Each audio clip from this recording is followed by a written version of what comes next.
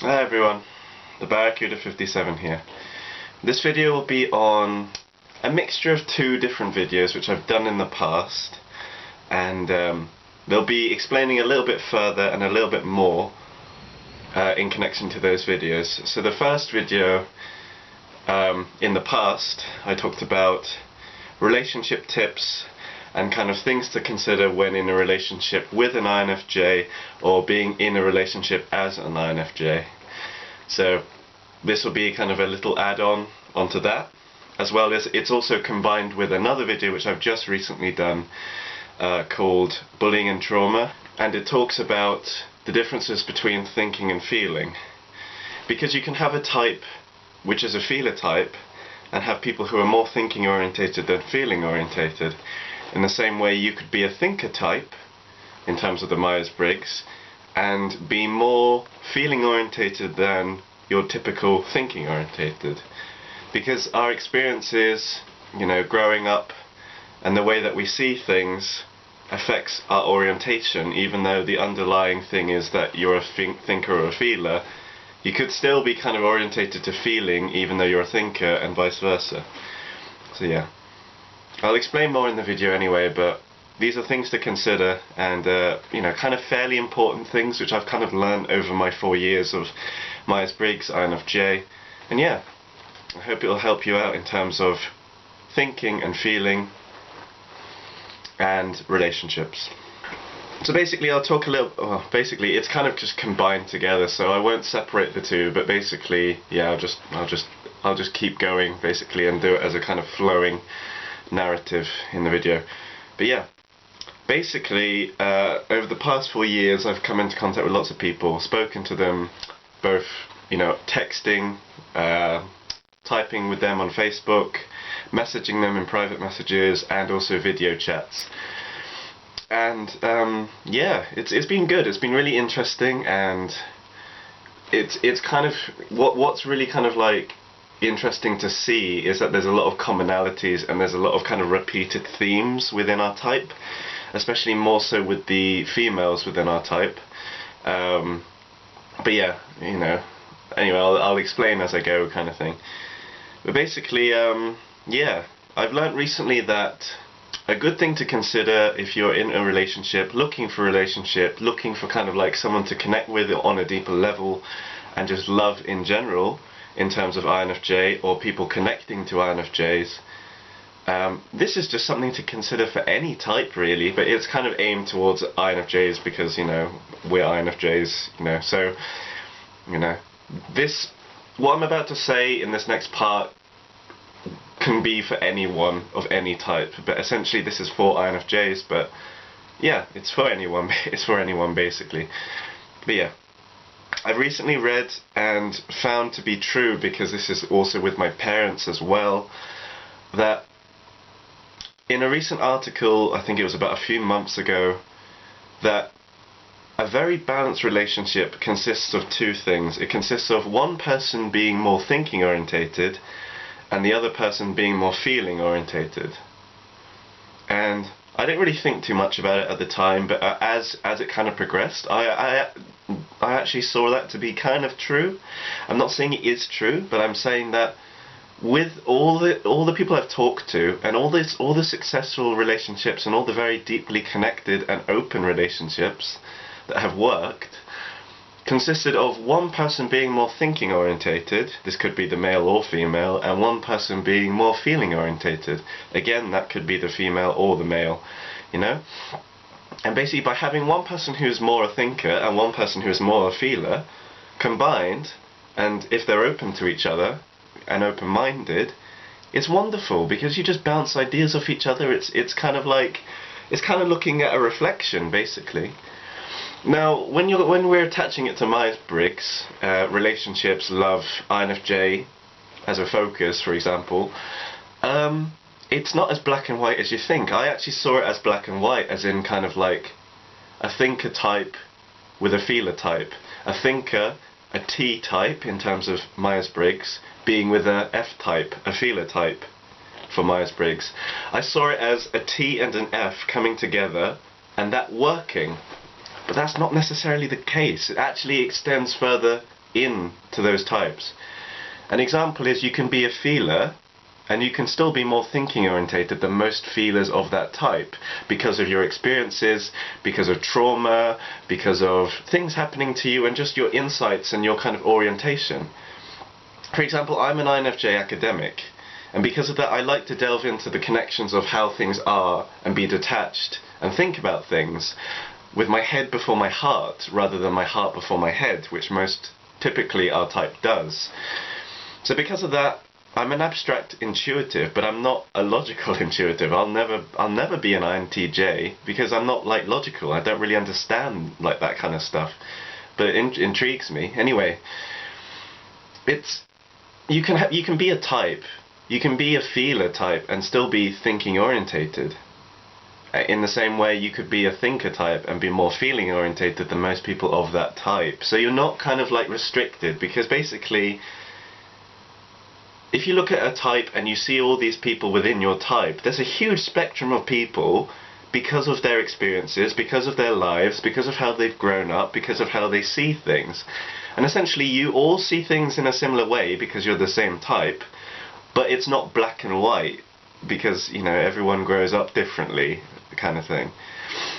So because of that you get a broad spectrum of people who are thinkers, who are kind of more thinking orientated and more feeling orientated within a type, which is really interesting, really. So going back to what I was saying before, a really good combination for a couple, this could be same sex or opposite sex, it's whatever, sexuality doesn't really matter, you know, if you love someone you love someone basically, but always the best that they've said scientifically, and something that seems to be really common and works, is that one person is more a thinker and one person is more a feeler. Now it's not, like I said before, it's not restricted to type, so it doesn't have to be a T type with an F type, it doesn't have to be a thinker in terms of Myers-Briggs with a feeler. You could have, for example, two people of the same type. You could have two INFJs, for example, or two, I don't know, ENFPs or whatever. You can have two people of the same type who really click with each other purely because one of them is more feeling orientated, they think with their heart before their head, and the other one more thinking orientated, they think with their head before their heart. And they could be of the same type but they have different orientations yet end up at the same point, and because of that it's kind of like a reflection, and it's not needy, it's kind of like you're both individuals and it's an equal balance to each other. And in a way you're kind of both stubborn, you're both as stubborn as each other, but you're coming at it at the same, you're coming towards the same point but in different ways. So the way I like to think of it as, this connection is kind of like a maze, and essentially both of you are trying to get into the center of the maze, but you're coming at it from opposite ways, but essentially you're going to get to the same point, basically. So it's lovely because you basically kind of inspire each other. And, you know, this is a connection I felt recently. I'm not going to label what I have because we'll see what happens, but, you know, we'll see what happens. But when one of you is more feeling orientated, the thinker, myself for example, has to become more sensitive to feeling, and you understand feelings a lot more and emotions a lot more through that person you care about. And in the same way, the feeler towards the thinker can understand things in a detached sense, in a kind of like practical sense, and in a kind of like logical sense. So you basically learn from each other, and you kind of like understand how things work through the reflection of each other, and because of that you're constantly inspiring each other and constantly learning from each other. Because you're not similar, you're essentially the same type of person, because you could be the same type or you could both want the same things. But essentially because one is more feeling orientated and one is more thinking orientated, but you both want the same thing, yet you're individuals and you're both in balance with each other and not needy for each other, it's brilliant. It's brilliant. And do you know what I mean? I say that from self-experience, and I also say that because it's within my parents. My dad is an ISTJ, so a thinker, and my mother is an ISFP. I used to think, well, in the past I stated that she was an ENFP. That was completely wrong. She's an ISFP. So in those terms, my dad is a thinker and my mum's a feeler. But for example, if both parents were ISTJs, for example, if one of them was more feeling orientated and one of them more thinking orientated, it would still work. And this is what people say is the best, or you know, the most balanced relationship, because you're not too similar, and because of that it just works, really. But yeah, it's something to consider, really. It's called the thinker-feeler relationship, and I think there's loads of articles on it online. I hope that's what it is, but that's basically the title of it, the thinker and feeler relationship. Have a look online, there's loads of articles on it recently as well, and yeah, it's just something to consider. Another thing in terms of relationships is you can get unhealthy relationships. I'm not going to talk about that too much, but basically a commonality within INFJs are bad relationships.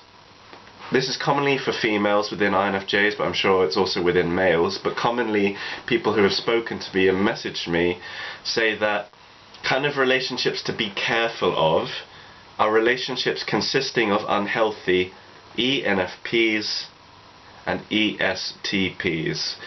Now, I'm not saying all ENFPs and all ESTPs are bad, and I'm not saying all ENFPs and ESTPs are unhealthy, but commonly the relationships which INFJs are drawn to that sometimes end up being bad, and sometimes just it's just really common, and I've just had so many people message me about these two types being kind of like watch out if they're unhealthy type of thing, are ENFPs and ESTPs.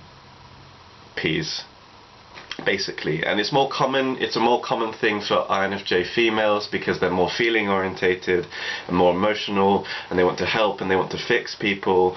But essentially, you know, I'm not gonna like say too much because it's like it's whatever, but it's common for our type basically.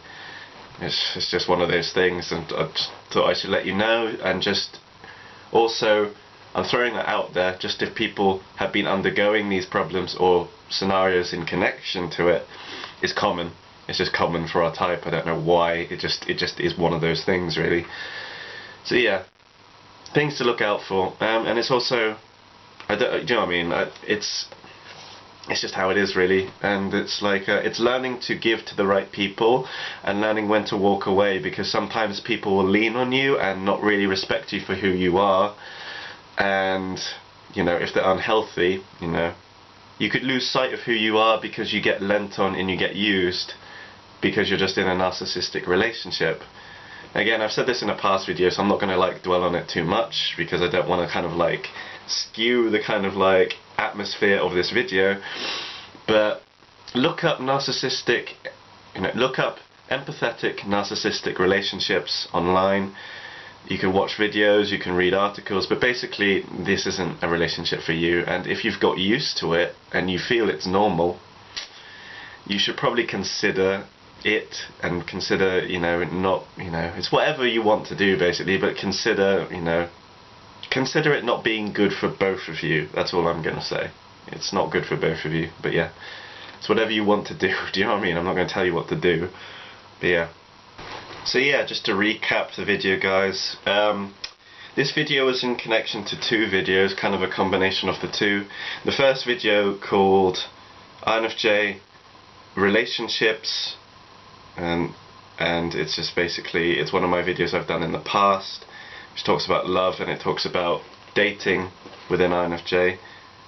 And the second one is INFJ Trauma, thinking versus feeling, which I've just done recently before this video. And yeah, and the things within the video to consider and to look upon are the thinker-feeler relationship. So this is well, you know, look up articles, videos online if you want to learn more. The empath-narcissistic relationship and how this is not a good relationship for both of you.